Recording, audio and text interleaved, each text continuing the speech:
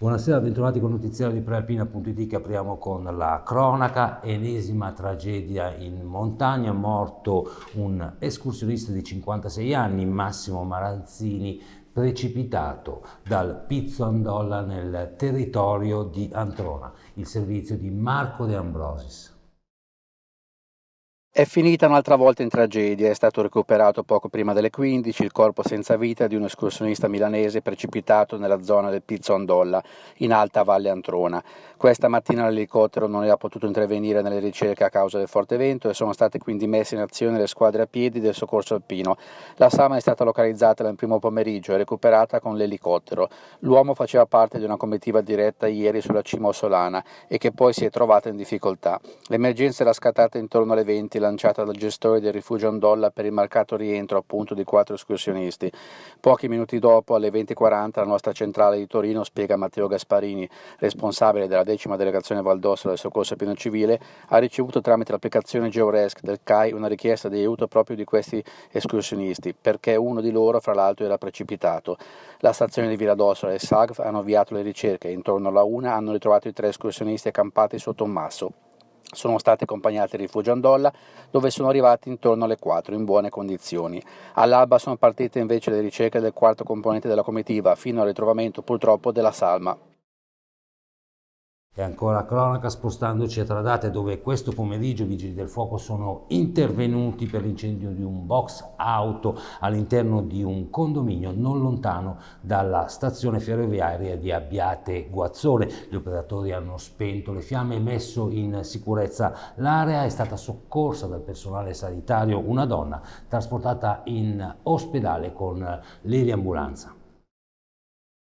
Sgominata una banda di spacciatori che operava nelle zone boschive di Gozzano e dei comuni limitrofi, un vasto territorio compreso tra il Vergante e il lago d'Orta ai piedi del Mottarone. Il giro d'affari era superiore ai 200.000 euro, per gli inquirenti sono stati venduti oltre 5 kg di eroina e oltre 2 kg di cocaina e di hashish. L'operazione, denominata SEM, è stata condotta dai carabinieri della compagnia di Arona in collaborazione con altri reparti dei carabinieri del Piemonte e della Lombardia. 9 le misure cautelari, 18 in totale gli indagati. Maggiori approfondimenti si possono leggere su prealpina.it.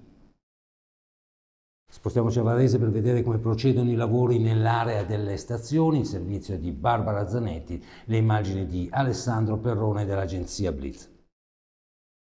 Il cantiere dell'area stazioni sembra andare a 2 velocità.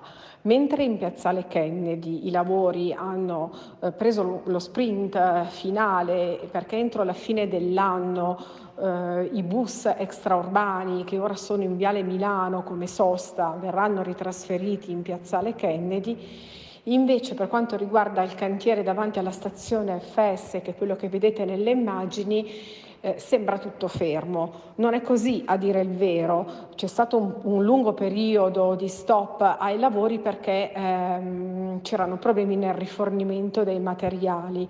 Da qualche giorno sono arrivate le piastrelle di basalto che serviranno per ricoprire la piazza e nei prossimi giorni i lavori entreranno, diciamo così, nel vivo. Per ora gli operai hanno posato una doppia striscia di piastrelle al centro, in sostanza, di quella che diventerà una sorta di promenade che collegherà la stazione delle Ferrovie dello Stato fino all'incrocio grosso prima della delle Ferrovie Nord. Restiamo a Varese, dove oggi il commissario del Ministero dello Sviluppo Economico ha effettuato un sopralluogo alla centrale del latte di Varese per un primo inventario dei beni che andranno all'asta. Vediamo il servizio di Elisa Polveroni con le immagini dell'agenzia Blitz. Il commissario liquidatore della cooperativa Latte Varese, Giampaolo Carotti, nominato dal Ministero dello Sviluppo Economico, è tornato oggi, lunedì 19 settembre, alla centrale del latte di Varese, in via Uberti, che sarà smantellata in seguito al fallimento definitivo del Latte Varese. Il sito non esisterà più a livello produttivo, i beni andranno all'asta probabilmente entro la fine dell'anno. Lo stabile è di proprietà comunale, Palazzo Estense da tempo cerca di venderlo e quindi il futuro è tutto da costruire. Per ora è iniziato l'inventario di macchinari, silos, attrezzature, ma anche banalmente scrivanie, armadi, postazioni che raccontano questa storia quasi centenaria legata al territorio e alle sue stalle. Sarà tutto venduto e calerà il sipario sulla centrale del latte, costruita nel 1953 in questa posizione accanto a Viale Europa, mentre la storia è iniziata nel 1933 con il primo stabilimento in Viale Valganna. E intanto si attende ancora di conoscere l'esito dell'asta che riguarda il solo marchio Latte Varese, gestito dall'Istituto Vendite Giudiziarie del Tribunale di Varese. Ad Angera bagno di folla per le mongolfiere. Vediamo perché nel servizio di Veronica De Riu. Mongolfiere, una vera e propria passione che ha richiamato circa 50.000 persone ad Angera nell'ultimo weekend. Un numero pazzesco, così tanta gente nella cittadina della Rocca non si era mai vista, neppure per le frecce tricolori. Nonostante il vento abbia soffiato sabato e anche domenica e parzialmente abbia rovinato la festa, Angera si è confermata città della mongolfiera, un evento che è riuscito alla perfezione. Parola del sindaco Alessandro Palladini Molgora, che insieme agli organizzatori ha tracciato un bilancio, anche alla luce dei 500 voli ancorati effettuati in solo 4 ore sul Pratone domenica 18 settembre.